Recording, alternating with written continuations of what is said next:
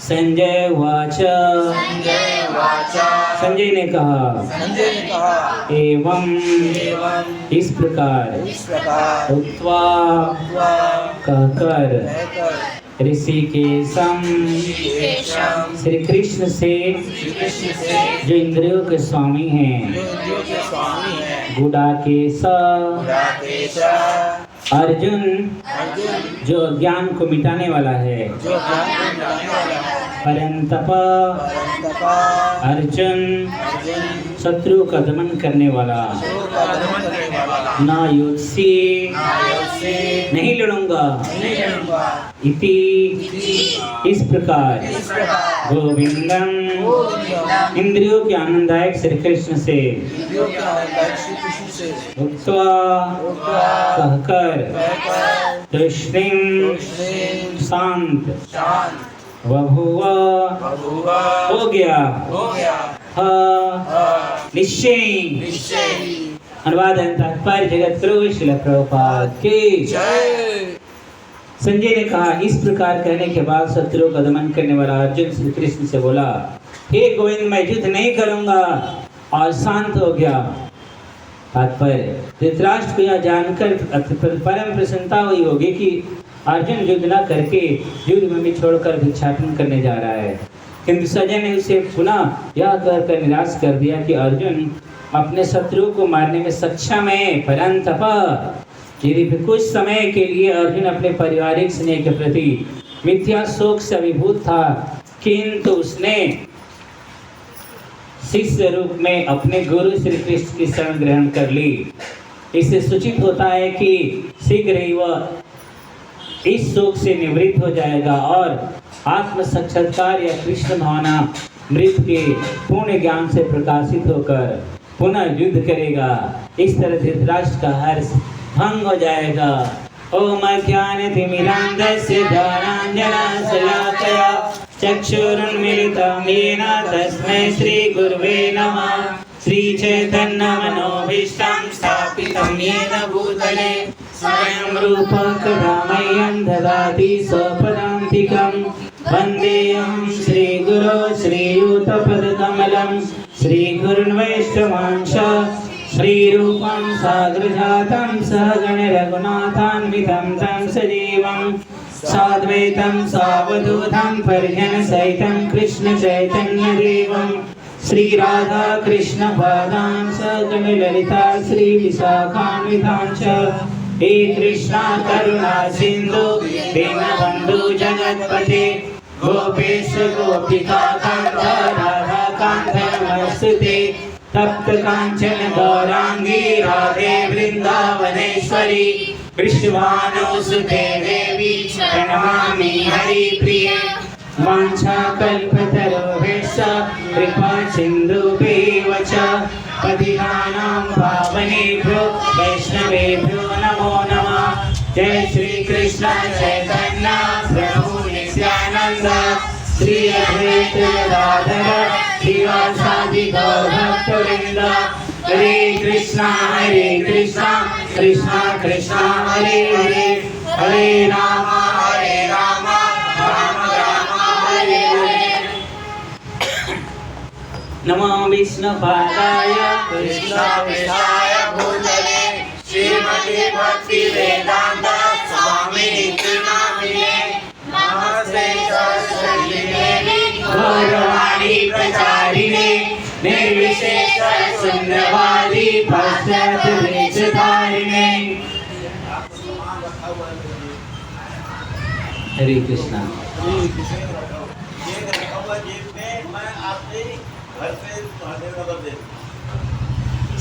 सदैव नगर वालों को सदैव नगर भेज दीजिए। आत्मा के बारे में बताया गया है और आत्मा के बारे में जानना हर किसी के लिए जरूरी है। ये दूसरा अध्याय अगर कोई समझ गया तो समझो कि पूरी भविता समझ गया। जैसे भौतिक संसार में संसारिक अथवा तो बड़ी बड़ी चीजें बड़ा बड़ा राजनीतिक बहुत सुंदर बातें करते हैं, लेकिन आत्मा के बारे में नहीं बताते।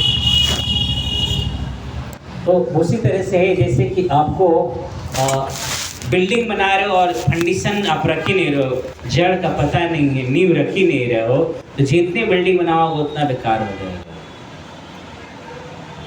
इसलिए आत्मा के बारे में जानना जरूरी है। तो यहाँ पर दोनों सेनाएं आमने सामने हैं और अर्जुन विशेष रूप से कौरवों की सेना को देखकर और अपने गुरुजनों को, दादा पितामह और जितने सारे रिलेटिव है सबको देखकर भ्रमित है। और वो बोल रहा है कि मैं तो युद्ध नहीं करने वाला है, अब नहीं करूँगा। बहुत सारे तर्क वितर्क दे देता है, फिर लास्ट में खुद अपने ही तर्कों द्वारा हार जाता है। जैसे अगर व्यक्ति को कोई रोग है, कोई दिक्कत हो, तो कितना भी अपने मनगढ़ंत तरीके से कोई सलूशन निकालना चाहे नहीं निकाल सकता। जब तक कि अपने गुरुजनों से, डॉक्टर से, अपने शिक्षक से वो बातें शेयर नहीं करेगा तो उसका मन हल्का नहीं होगा, फिर रोग का सही से इलाज नहीं होगा। इसलिए प्रॉपर तरीके से अपने जो शारीरिक जो मानसिक कष्ट हो बताना चाहिए, तब आपको डॉक्टर इलाज करेगा। जो भी आपकी समस्याएं हैं आध्यात्मिक वो बताओगे स्पिरिचुअल मास्टर को, तो आपको सही से इलाज कर पाएगा।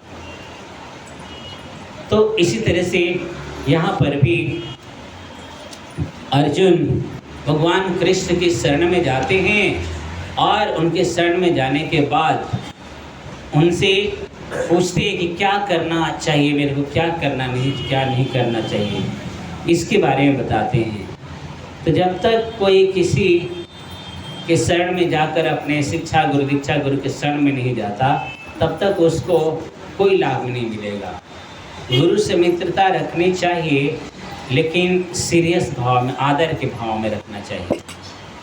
तभी क्या होगा, हमारा कल्याण होगा, हमारा उद्धार होगा। तो अर्जुन अभी शरण ग्रहण कर रहे हैं भगवान कृष्ण के। शिष्यस्तहं साधिमां त्वां प्रपन्नम। अर्जुन बोले कि आज से मैं आपका शिष्य हूँ, मैं आपके शरण में हूँ, और आप क्या करो कि मेरे को जो सही उपदेश है वो मेरे को दिया करो। तब मैं क्या करूँगा कि अच्छे से समझ पाऊँगा हर चीज़। शरण में जाना बहुत जरूरी है। आजकल के स्टूडेंट क्या करते हैं, जो पढ़ने जाते हैं स्कूल कॉलेज में, जो बच्चे साथ में छुरी कांटा और पिस्तौल लेकर चलते, नशा करके चलते हैं, और ये बोलते हैं अगर टीचर ने थोड़ी सी भी उनको चीटिंग करने नहीं दिया तो रास्ते में टीचर को शूट आउट कर देते हैं। संस्कार नहीं है। तो ऐसे जो संस्कार नहीं दिया जा रहा है स्कूल कॉलेज में, वो बच्चे आगे चलकर क्या बनेंगे? अगर नेता बनेंगे तो देश को शोषण करेंगे, चूसेंगे। अगर पथभ्रष्ट हुए तो आतंकवादी, डकैत, चोर बनेंगे। क्योंकि स्कूल कॉलेज में आपको कैरेक्टर की शिक्षा नहीं दी जाती, वो आपको विद्या को बेचा जाता है।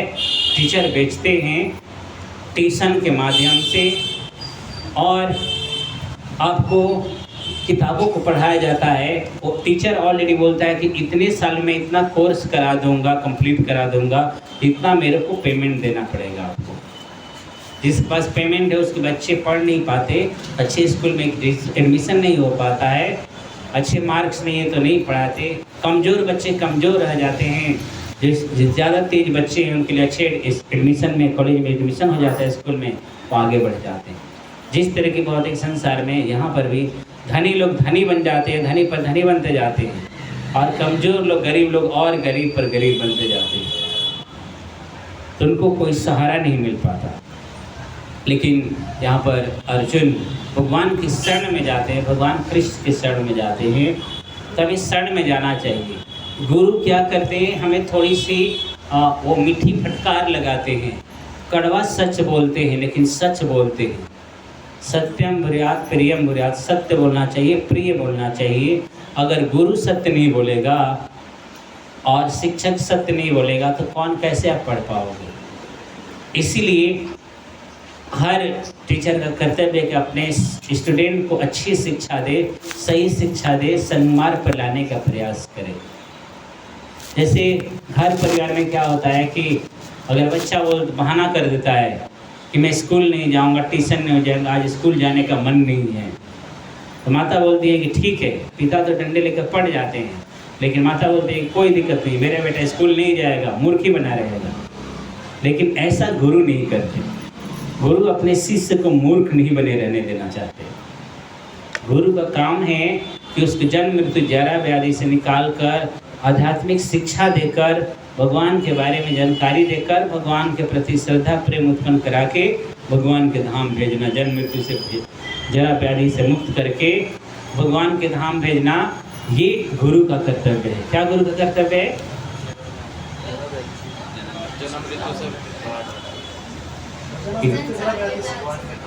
जन्म मृत्यु जरा व्याधि से मुक्त करके, शुद्ध करके और पवित्र करके ऐसे धाम में भेजना जहाँ पर भगवान के प्रेमी भक्त रहते हैं, जहाँ पर न जन्म है, न मृत्यु है, न जरा है, न व्याधि है, कोई कष्ट नहीं, कोई कंपटीशन है, न कोई एग्जाम है, कोई कंपटीशन एग्जाम नहीं, सिर्फ वहाँ पर प्रेम ही प्रेम है। भगवान के धाम में क्या है? प्रेम ही प्रेम है। तो ऐसे जगत में जाना पड़ता है जहाँ पर सूर्य चंद्र बिजली लाइट्स वगैरह किसी चीज़ की जरूरत नहीं पड़ती। न तद्भासते सूर्यो न शशांको न पावक यद गत्वा निर्दध धाम परमम मम। भगवान बोलते हैं कि मेरे धाम में सूर्य चंद्र पंखा एसी बिजली कूलर किसी चीज़ की जरूरत नहीं है। किसी की वहाँ पर ऑटोमेटिक हमेशा वसंत ऋतु बना रहता है, न ज़्यादा ठंडा होता है न ज़्यादा गर्मी पड़ती है। अभी धीरे धीरे देखिए दिल्ली वासी गर्मी में परेशान होके मरेंगे, है ना। ठंड में भी मरते हैं, गर्मी में भी मरते हैं। तो ये भौतिक संसार दुखों का जगह है, यहाँ पर कष्ट ही कष्ट मिलेगा ही मिलेगा। लेकिन जब गुरु का काम होता है कि गुरु के अंदर एक क्वालिटी होती है कि बोलते हैं कि वो भगवान को अति प्रिय होते हैं। आचार्य माँ भी जानिया यावन चित्त करिचित न मृत्युदत्त प्रति तद यदि गुरु भवे। बोले कि गुरु जो होता है आध्यात्मिक गुरु में आध्यात्मिक शिक्षा में निष्णात होता है, एक्सपर्ट होता है। तद विधि पढ़ी पाते न परिकृष्टेन सेवया उपदीक्षन्ति ते ज्ञानम ज्ञानिना तत्वदर्शिना। गुरु सत्य का दर्शन किए रहते हैं, भगवान का दर्शन किए रहते हैं, सत्य को जानते हैं, शास्त्रों के मर्म को जानते हैं, तो आपको अच्छे से समझा देते हैं। तो ये गुरु काम करते हैं। जब तक व्यक्ति की बुद्धि शुद्ध नहीं होती है, उसका चेतना मलिन रहता है, तब तक वो गलत कार्य करता है, गलत डिसीजन लेता है और अपना भी नुकसान करता है, दूसरों का भी नुकसान करता है। जब तक हृदय शुद्ध ना हो और कैरेक्टर ठीक ना हो तो दूसरों को नुकसान करेगा ना। जैसे बाली था, बाली ने क्या किया, अपने ही भाई के जो पत्नी हैं, जो रोमा हैं, उसको अपने बस में करके अपने अधीन रख लिया था, पत्नी बना कर रखा था। कितने लोगों से युद्ध किया, अपने भाई से युद्ध किया उसने। जब श्री रामचंद्र जी ने उसको बाणों से मारा तो क्या हो गया कि उसकी बुद्धि शुद्ध हो गई। श्री रामचंद्र जी के बाण खाते लोग बोलते हैं कि भगवान ने उसको छिप कर मारा। छिप कर नहीं मारना चाहिए, सामने से मारना चाहिए। तो बाली के अंदर क्या ऐसा वरदान था? क्या वरदान था बाली? आधा बल उसके हो जाएगा। अगर श्री रामचंद्र जी आते तो क्या करता वो? आधा बल ले लेता। उसके अंदर क्षमता थी आधा बल लेने की। श्री रामचंद्र के अंदर असीमित शक्ति है। कितना अपार असीमित शक्ति है। श्री रामचंद्र जी सामने आते तो उनके आधा बल असीमित बल है। वो रंश मात्र भी भगवान के जो बल को वो सहन नहीं कर पाता। सामने आते भगवान श्री रामचंद्र जी, है ना, टुकड़ों में फट के और बिखर जाता। भगवान के शक्ति को सहन नहीं कर पाता। भगवान श्री रामचंद्र परम भगवान है, उनकी शक्ति को कौन सा सकता है जो अनंत कोटि ब्रह्मांडों को धारण किए हैं। उनकी शक्ति को सहन किया जा सकता है। तो इसलिए भगवान श्री रामचंद्र सामने नहीं आए और उसको छिप कर मारे। इसलिए क्योंकि जो पशु प्रवृत्ति के व्यक्ति होते हैं उनको छिप कर ही वध किया जाता है। शिकार खेला जाता है, तो शिकार खेला जाता है तो पशु को छिप कर ही वध किया जाता है। आमने सामने तो इक्वल में जो क्षत्रिय के साथ युद्ध करता है, जो क्षत्रिय युद्ध में भाग भी जाता है उसको पीछा नहीं करता क्षत्रिय। अगर कोई क्षत्रिय है, अगर धनुष बाण रख दिया, हाथ ऊपर करके सरेंडर कर दिया या युद्ध से भाग गया, पलायन कर दिया, उसको कायर बोलते हैं, उसके ऊपर भी क्षत्रिय वार नहीं करते। तो एक पशु प्रवृत्ति का पशु, ये जो बंदर है बाली, इसका स्वभाव है कि दूसरों को कष्ट देना और अपने ही भाई को प्रताड़ित करना। तो जो भक्ति में हमारे अंदर अयोग्यता होती है वो बाद में योग्यता बन जाती है। जैसे कि बाली के डर से सुग्रीव अलग अलग जगह पर भागते गए, इस जगह से उस जगह पर, इस वन से उस वन से, इस एक द्वीप से दूसरे द्वीप से। तो ये उनका जो कमी थी वो सीता मैया की खोज में काम आ गया। जो अवगुण था, जो कमी थी, वो गुण में बदल गया ना। सारे बंदरों को भेजे, बताए, गाइड कर रहे थे, भौगोलिक जीपीएस बता रहे थे कि यहाँ के बाद यहाँ होगा, यहाँ जाओगे तो वहाँ होगा, सारा कुछ बता रहे थे, क्योंकि वो हर जगह भागते रहे थे बाली के डर से। तो जगह को, सारी जगह के बारे में उनको पता था, इसलिए बंदरों को भेज दिए कि यहाँ ऐसे ऐसे जाना है, यहाँ पर ये दिक्कत आएगी, वहाँ पर वो दिक्कत आएगी, यहाँ पर ये जाना, श्रीलंका के बाद ही कौन सा द्वीप आएगा, वहाँ नहीं जाना है, वहाँ भी जा सकते हो खोज करने के लिए। तो इस सब कुछ उनको बताया। तो यहाँ पर जब बाली को मार दिए भगवान श्री रामचंद्र जी, बरबाली बोल रहे थे कि छिप कर क्यों मारे, तो बोले कि पशु प्रवृत्ति का व्यक्ति होता है, उसको ऐसे ही वध किया जाता है। जब दुष्ट व्यक्ति पर कष्ट आता है तब उसको धर्म की याद आती है, भगवान की याद आती है, उससे पहले बहुत सारा उत्पात मचाता है। तो उसको अपनी गलती का एहसास नहीं था कि मैं कितना बड़ा पाप किया। जो छोटे भाई की जो पत्नी होती है वो पुत्री के समान होती है, उसके साथ कोई गलत कार्य नहीं करते, जो कि बंदी कैद बना कर रखा था। तो श्री रामचंद्र जी उसको ये बताए। तो उधर आती है तारा भी रो रो के आती है, श्री रामचंद्र को देखती है तो सोचती है कि यही मार सकते, और किसी को मारने की शक्ति नहीं थी मेरे बाली को, क्योंकि इतना शक्तिशाली था। अंगद आते हैं तो अंगद को क्या करते हैं, बाली बोलते हैं कि बीच का रास्ता अच्छा होता है, न अति न आपको कम ज़्यादा, न कम, बीच का रास्ते पर चलना चाहिए। मैंने बहुत अति कर दी थी अपने भाई सुग्रीव के साथ। तो उन्होंने अंगद को सिखाया कि तुम हमेशा अपने चाचा की बात मानना, और मैं तुमको आज से श्री रामचंद्र के शरण में भेजता हूँ। और श्री रामचंद्र से बोले बाली कि मैं अपना एक पुत्र आपके शरण में दे रहा हूँ, आप इसको केयर करना, इसकी देखभाल करना। तो श्री रामचंद्र के चरणों में भी डाल सकते थे बाली सुग्रीव को, अंगद को, लेकिन उन्होंने क्या किया कि श्री रामचंद्र के हाथों में अंगद का हाथ दे दिया। क्या दे दिया? श्री रामचंद्र के हाथों में अंगद का हाथ दे दिया।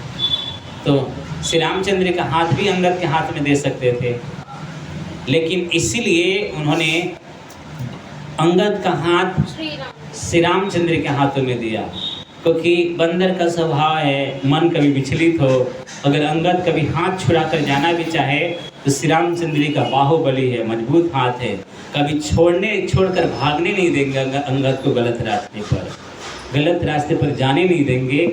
इसलिए बाली शुद्ध हो चुका था और उसने दिमाग से काम लिया कि अंगद का हाथ श्री रामचंद्र के हाथों में दे दिया कि इसको पकड़ के रखना, अपने शरण में रखना, ये कभी भाग ना पाए।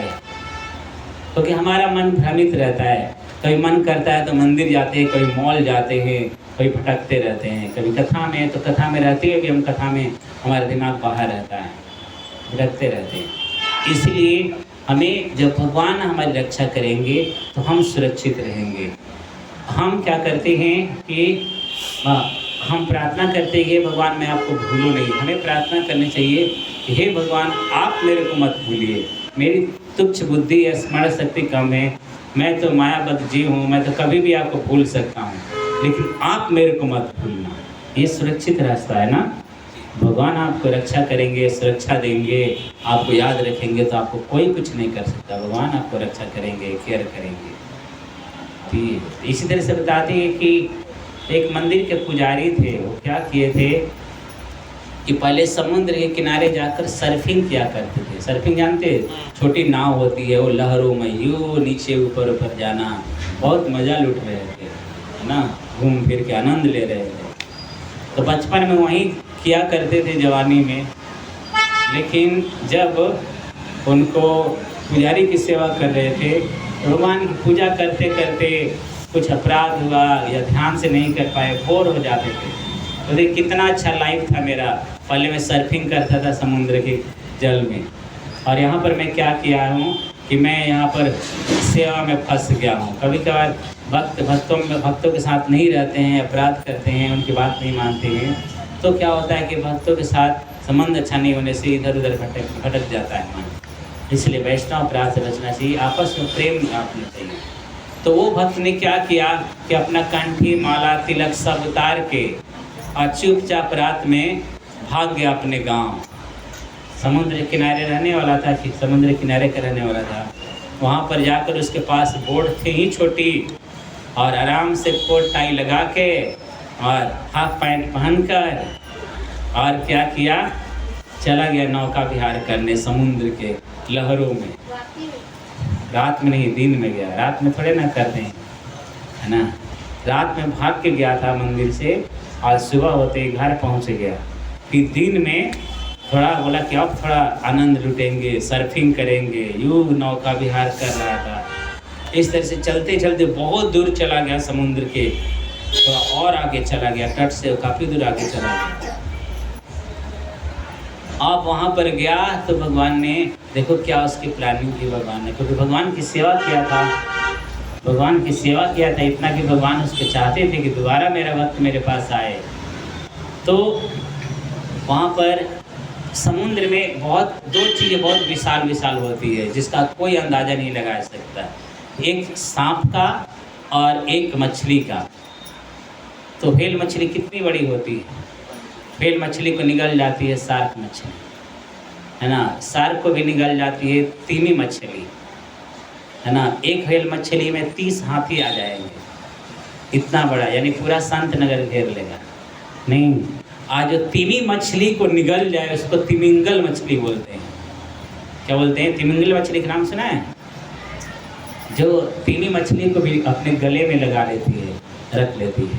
तो बहुत बड़े बड़े मछलियाँ हुआ करते हैं, और सांप का भी कोई अंदाज़ा नहीं, कितने बड़े बड़े सर्प हुआ करते हैं जंगल में, पानी में भी। जैसे कालिया नाग कहाँ का रहने वाला था? सर्प में रहता था ना, कालिया, बहुत विशाल था। तो इस तरह से उसके पास जब जा रहा था, नौका विहार कर रहा था, बहुत आनंद मना रहा था, तब तक उसके पास एक शार्क मछली आई। शार्क मछली, शार्क मछली का नाम सुना है? शार्क मछली आ रही थी, उसके पास ही आ रही थी, बहुत विशाल मछली, हाथी से भी बड़ी विशाल मछली आ रही थी उसके पास, और बोटिंग कर रहा था। तो देखा कि उसके पास शार्क मछली आ रही है, तो और क्या कर रहा था कि थोड़ा नाव को अपना मोड़ लिया, भाग रहा था कि मैं समुद्र के तट की ओर जाऊँ। और वो मछली और तेज़ी से उसकी ओर आ रही थी, और तेज़ी से उसके ओर तैरती हुई आ रही थी। पीछे बार बार मुड़ के देख रहा था, डर रहा था कि अब तो मेरे जान चले जाएगा, अब क्या करूँगा। तो भगवान से प्रार्थना करने लगा, नरसिंह आरती गा रहा था, और भी मछली पास आ रही थी, तुलसी आरती, मंगला आरती, सब कुछ, श्रृंगार आरती, सब कुछ गा लिया, लेकिन फिर भी मछली पीछा नहीं छोड़ रही थी उसको। तो क्या किया कि जैसे जैसे वो गा रहा था और वैसे वैसे मछली पास आ रही थी। फिर बीच से भगवान से प्रार्थना किया रोते हुए कि भगवान एक बार जान बख्श दो, है ना, इस बार जान बचा दो, मैं दोबारा से मंदिर की सेवा, पुजारी की सेवा छोड़ के जाऊँगा नहीं, हमेशा आपकी सेवा करता रहूँगा, कभी भी इधर उधर भटकूँगा नहीं। तो इंटेंस, बहुत तीव्रतापूर्वक, लगन से, प्रेम से भगवान से रोते हुए प्रार्थना किया। तब वो मछली क्या है, यू टर्न ले ली, लौट के चली गई, पीछे मुड़ के देखा कि वो मछली चली गई। तब उसको जान पर जान आई, सांस लिया कि अब मैं बच गया भगवान की कृपा से। फिर नदी के, समुद्र के किनारे आया, अपने घर पर गया, और फिर उसने बोला कि अब मैं घर पर नहीं रहूँगा। फिर दोबारा उस मंदिर में आया। मंदिर के प्रेसिडेंट ने पूछा कि कहाँ गए थे बिना बताए? बोला था कि वो मैं भटक गया था, इधर उधर घर पर चला गया था, घर की याद आ रही थी, ये नहीं बताया कि मेरे पीछे मछली पड़ी थी। और फिर बोला कि मेरे को बहुत याद आ रही थी मेरे प्रभु राधा वल्लभ जी की, इसलिए मैं अब सेवा करूंगा। फिर कंठी माला, तिलक और धोती कुर्ता धारण करके और उत्तरी पहन के फिर भगवान की सेवा करने लगा। दोबारा वो लौट के नहीं गया अपने गांव। तो हमारे जीवन में भी जो थोड़ा बहुत कष्ट आते हैं तो माया क्या करती है? माया भी भगवान की एजेंट है। माया के अंदर करोड़ों माताओं से भी ज़्यादा जितना प्रेम है, ममता है, लेकिन भगवान ने सेवा दी है कि जो जीव मेरे को भूलना चाहता है और मेरी भक्ति नहीं करता, इधर उधर भटकता है, मेरे को भूल कर कष्ट भोगता है, मेरे पास रहेगा तो सुखी रहेगा, तो उनको भगवान की माया क्या करती है? थोड़ी सी कष्ट देकर फिर भगवान की ओर भक्ति को मोड़ देती है। तो इसलिए हमारे ऊपर कोई कष्ट आए, तकलीफ आए तो हमें घबराना नहीं चाहिए। कुछ भी हो जाए परिवार में, परिवार इस तरह से बनाया गया जहाँ पर हर दिन वार होता है। परिवार का मतलब होता है जहाँ पर 7 दिन वार होता है, रविवार, सोमवार, मंगलवार, जहाँ पर और हर जगह से ग्रस्त रहे, अस्त है, व्यस्त है, चारों खाने पस्त है, चाहे गृहस्थ है, कृष्ण भक्ति कर रहे इसलिए मस्त हैं। तो जो कृष्ण भक्ति करेगा वो मस्त रहेगा। बाकी सब लोग क्या कर रहेंगे? त्रस्त रहेंगे, ग्रस्त रहेंगे, रोगग्रस्त रहेंगे, फिर सुसाइड करेंगे। इसलिए कृष्ण भक्ति करते रहना चाहिए, चाहे दुनिया इधर से उधर पलट जाए, घर परिवार में पत्नी बीवी बच्चे कुछ भी हो जाए, उड़ जाए हवा में, फिर भी हमें भक्ति करते रहना चाहिए। जो कृष्ण भक्ति करता है भगवान उसके साथ साथ उसके परिवार वालों की भी रक्षा करते हैं, केयर करते हैं। कितना भी भटकने का प्रयास करे, भूलने का प्रयास करे, भगवान रक्षा करते हैं। भगवान देखते हैं कि ये भक्त मेरी सेवा कर रहा है और मेरी सेवा करते करते इसको चिंता हो रही है परिवार की, कमाने धमाने की, बिजनेस की, परिवार में इतना सारा मोह तकलीफ हो रहा है, तो भगवान उसके पारिवारिक बंधनों को काट देते हैं या तो उसको उस दुख दर्द तकलीफ को, पारिवारिक कष्ट को कम कर देते हैं या नष्ट कर देते हैं। इसलिए किसी भी हालत में हमें भक्ति नहीं छोड़नी चाहिए। देखिए अर्जुन के इतना कष्ट आया, अर्जुन से तो ज़्यादा ही कम ही कष्ट आया होगा ना हम लोग के ऊपर। अर्जुन के देखो के साथ क्या हुआ, उनके भाई बचपन में ही वो विष दे दिया गया उनके भीम भाई को, फिर उनके पिताजी की भी शरीर छूट गई और उनको लाक्षागिरी में सबको जलाने का प्रयास किया गया।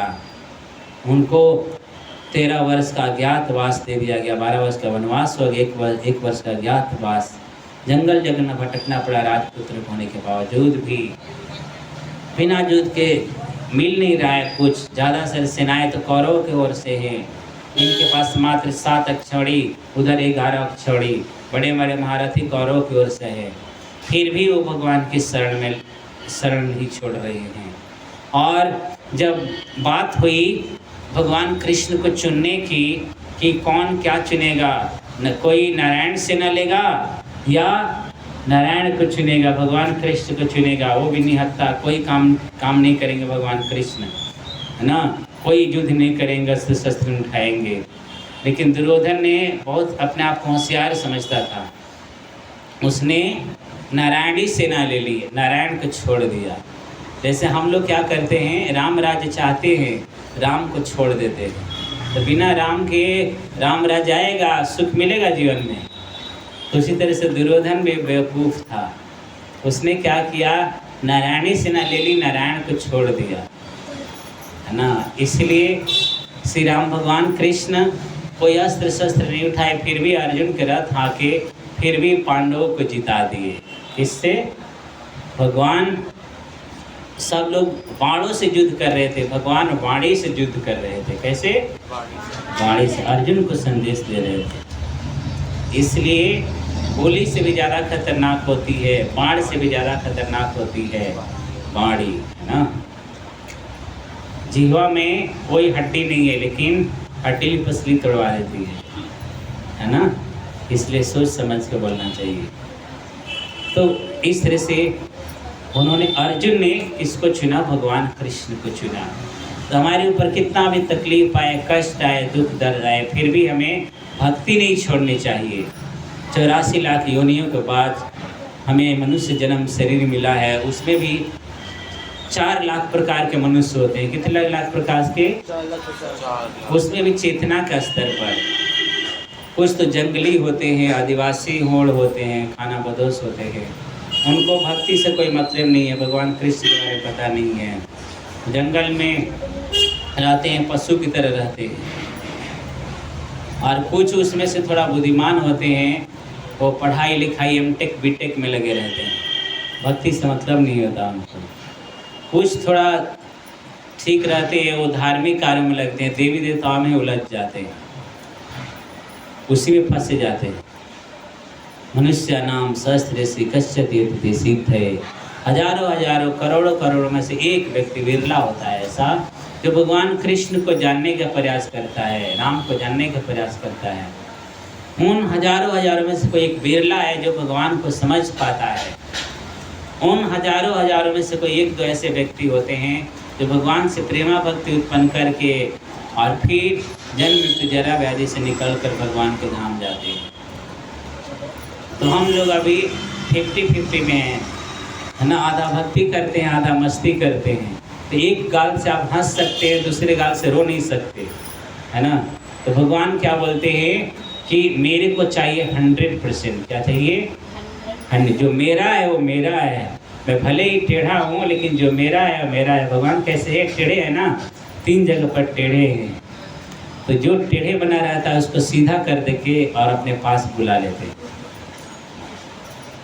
तो टेढ़े के लिए भगवान टेढ़े है, सीधे के लिए सीधे है। सरल लोगों के लिए भगवान सरल है, भक्ति सरल लोगों के लिए सरल है, कुटिल लोगों के लिए कुटिल है भक्ति। चैतन्य महाप्रभु जी पतित पावन है, कपट पावन नहीं है। जो कपट करता है, छल कपट करता है, ईर्ष्या द्वेष करता है भक्तों से, उसको उद्धार होने में कई जन्म लग जाएंगे। लेकिन जिनका हृदय सरल रहता है, कोमल रहता है, तो वो भगवान को बहुत जल्दी प्राप्त कर लेते हैं। तो इसमें शरण ग्रहण करने की बात है। तो हमें शरण किसकी ग्रहण करनी चाहिए? भगवान के भक्तों की। तो जैसे बताते हैं कि अगर आपको गाय से दूध लेना है तो आपको गाय के पीछे नहीं भागना चाहिए। किसके पीछे भागना चाहिए? बछड़े के पीछे भागना चाहिए। बछड़े से प्रेम करोगे, गाय अपने आप आके आपको बछड़े को दूध पिलाएगी और आपको भी दूध मिल जाएगा। उस तरह से भगवान की भक्ति करते हैं। और पार्वती जी को बताते हैं शंकर जी कि आराधना नाम सर्वेशाम विष्णु आराधना नाम परम। विष्णु भगवान की भी आराधना से श्रेष्ठ है। तदिया नाम समर्चयन, जो उनसे संबंधित लोग हैं उनकी भक्ति करना और भी सरल है। तो अगर भगवान के भक्तों की कोई भक्ति करता है तो भगवान को और प्रिय हो जाता है। क्या हो जाता है? और प्रिय हो जाता है। इसलिए हमें भगवान के भक्तों से प्रेम करना चाहिए। ये सबसे आसान तरीका है भगवान को प्राप्त करने का। तो बताते हैं कि गोपी भक्त कमलो दास दासानो दास। जो गोपियों के पालन करता है भगवान, उनके दासों के दास, ये हमें शरण लेनी चाहिए। यानी गोपियों के जो पालनहार है। लेकिन यहाँ पर आचार्य बोलते हैं कि भगवान कृष्ण के जो पालनहार है, जिनको केयर करती है, गोपियाँ क्या करती है? भगवान कृष्ण को भी पालन करती है। भूख लगती है तो खाना खिलाती हैं। तो जो भगवान कृष्ण के दासों के दास हैं, उनकी सेवा करने से भगवान और ज़्यादा जल्दी प्रसन्न होते हैं। इसलिए सबसे ज़रूरी है कि हम भगवान के भक्तों की भक्ति करें। जिस तरह से अर्जुन के पास एक ऑप्शन था कि वो भगवान की भक्ति कर रहे थे। भगवान के मित्र थे, भगवान के क्या थे? सखा थे, मित्र थे। इसीलिए क्या हुआ कि भगवान ने उनको अपने शरण में रखा। वो कभी भी भगवान कृष्ण से द्वेष नहीं करते थे, इसलिए भगवान ने उनको परम गुह्य ज्ञान बताया। क्या बताया? परम गुह्य ज्ञान। तो अपने दोस्त को ही हृदय की बात बताते हैं, शेयर करते हैं, और लोग ऊपर ही बात बताते हैं। जैसे कोई नए व्यक्ति होता है, आप उसको अपने घर के बारे में पूरी जानकारी देते हो? नहीं देते हो ना, ऊपर बता देते हो। कि ठीक है मेरा घर संत नगर में है, गली नंबर इतना ही, बस अपने घर के बारे में, अपने परिवार के बारे में, अपने तिजोरी के बारे में बताते हो कि मैंने यहाँ पर पैसा रखा है। लेकिन भगवान अपने हर चीज़ पर अपने हृदय खोल रहे हैं कि मैं कौन हूँ, मेरे को जानने वाला और कोई, जो मेरे को जानना चाहता है उसको और कोई जानना श्रेष्ठ, और कोई जानने की कोई ज़रूरत नहीं रहती। इसलिए जो मेरे को जान गया वो सब कुछ जान लिया, जो कृष्ण भक्ति किया वो सब कुछ प्राप्त कर लिया। इसलिए हमें भगवान की शरण ग्रहण करनी चाहिए, तभी हमारा उद्धार होगा और हम भगवान को प्राप्त कर सकते हैं। इसलिए आप लोगों में से जितने लोग हुए, आप लोगों को एक एक माला जप करना चाहिए। यहाँ पर जैसे लेक्चर के बाद सबको एक एक माला जप करा सकते हैं अगली बार। और फिर जो माला ज़्यादा जप करेंगे, 16 माला करेंगे, जो गुरु धारण करेंगे, जो गुरु स्वीकार करने के लिए एलिजिबल होंगे, उनको दीक्षा भी कराई जाएगी। पहले आईडीसी कराई जाएगी, इस्कॉन डिसाइपल कोर्स, फिर उनको जिनसे दीक्षा लेना चाहेंगे, जिस गुरु से, उनको दीक्षा भी दिलाई जाएगी। तो भक्ति में हमें सीरियस होना चाहिए। तो होता है कि बोलते हैं कि इस संसार में हमें मुक्त होने के लिए हमें गुरु होना जरूर चाहिए, क्योंकि गोलोक वृंदावन जाएगा तो सबसे पहले वहाँ पर कौन मिलेंगे, उसके गुरु जी दर्शन लेंगे। कौन मिलेंगे? गुरु मिलेंगे। लेकिन भगवान कृष्ण थोड़े ना हम लोग को जानते हैं। भगवान कृष्ण देखेंगे और उधर मुंह मोड़ के चले जाएंगे, हमें पता भी नहीं चलेगा कि कौन कहाँ से आया। लेकिन भगवान कृष्ण से प्रेम करेंगे, भगवान हमें भी जानेंगे, हम गुरु के थ्रू जाएंगे, जल्दी पहुँच जाएंगे। और गुरु प्रभुपाद जी और भगवान कृष्ण राधा रानी का ही दर्शन होगा गोलोक वृंदावन में। तो जिनका दीक्षा होता है वहीं भगवान के धाम जाते हैं। इसलिए सबको दीक्षा लेनी चाहिए प्रमाणिक गुरु से। इसलिए आप लोगों को सही से, श्रद्धा से धीरे धीरे माला बढ़ाना चाहिए, भगवता पढ़नी चाहिए। और रोज़ रोज़ जो यहाँ पर जो हर संडे होता है क्लास, अब जैसे होगा 7:30 से 8:30 बजे तक, उसमें आप लोग को जरूर आना चाहिए। इससे क्या होगा कि आत्मा का भी खुराक मिलेगा, शरीर का भी खुराक मिलेगा। नहीं तो शरीर में कितना भी आप नहलाओगे, धुलाओगे, पॉलिश करोगे, ब्यूटी पार्लर में जाओगे, जिम जाओगे, फिर भी आप खुशी नहीं रह पाओगे जब तक कि आप आत्मा की खुराक नहीं दोगे। और आत्मा की खुराक है हरे कृष्ण महामंत्र, हरे कृष्ण कृष्ण कृष्ण हरे हरे, हरे राम राम राम हरे। इसलिए आत्मा को खाना देना पड़ेगा, तब प्रसन्न होगा। जैसे कि गाड़ी का ड्राइवर है और क्या है, गाड़ी है, गाड़ी का खाना क्या है, पेट्रोल है। वहीं पेट्रोल का पाइप ड्राइवर के मुख में डालोगे तो क्या हो जाएगा, ड्राइवर बेहोश हो जाएगा।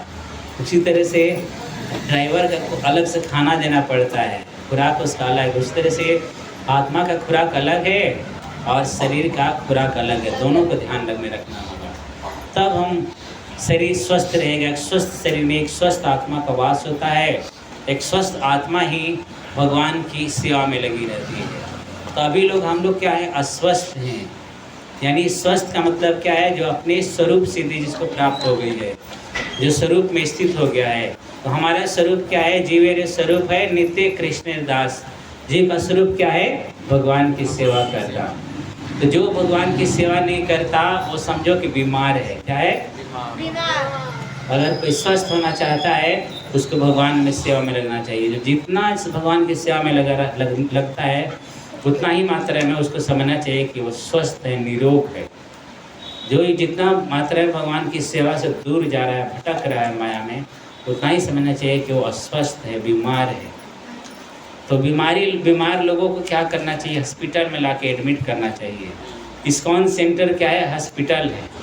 यहाँ पर जो बीमार लोग हैं उनको दवाई की जाती है और उनको क्या किया जाता है, यहाँ पर 5 कंपाउंडर है। कितने लोग कंपाउंडर है, हाँ, डॉक्टर है चैतन्य महाप्रभु जी।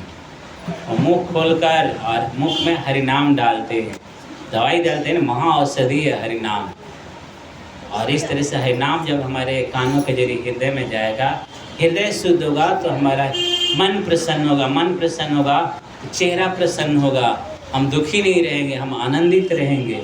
तो इसीलिए अगर कोई आनंद में रहना चाहता है, दुखी सुख दुख में निपटाना चाहता है, सुखी रहना चाहता है, उसको भगवान के शरण में जाना चाहिए। गतो मुकुंदम शरणम शरण्यम। एकमात्र भगवान कृष्ण ही हमारे सुख के सागर है, सुख के कारण। इसलिए भगवान को गोविंद बोला जाता है, जो हमारे इंद्रियों को आनंद दे। हमें चाहिए कि ऋषिकेश गोविंद भगवान के इंद्रियों को सुख देंगे तो हम भी आनंदित होंगे। ठीक है, तो यहीं पर विराम देते हैं। किसी का कोई प्रश्न है तो पूछ सकते हैं। किसी को कुछ पूछना है? किसी का कोई प्रश्न है?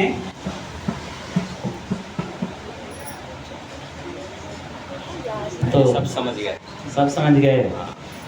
या तो समझे नहीं या तो सब समझ गए, दोनों में से। हाँ।